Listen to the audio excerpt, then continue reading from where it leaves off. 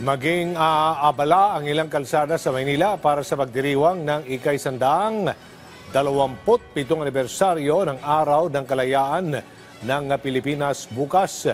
Itaraos ang parada ng kalayaan kung saan lalahok ang ilang mga sektor at ahensya. Isasara sa mga motorista ang ilang mga kalsada na magiging ruta ng parada papunta sa northbound ang direksyon. Dadaan ng Rojas Boulevard, Buendia, Taft Avenue, kung saan ipagbabawal ang pagdaan ng mga sasakyang walang kinalaman sa aktibidad simula alas 5 ng umaga hanggang matapos ang parada, habang isususpindi naman ang expanded number coding scheme.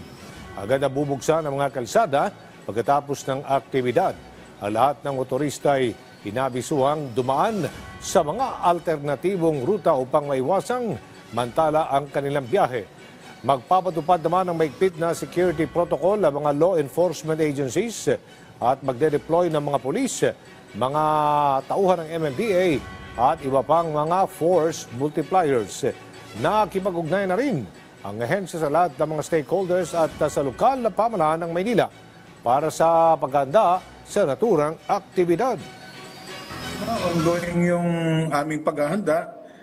Interagency preparation po ito, bukod sa MMDA. Yes.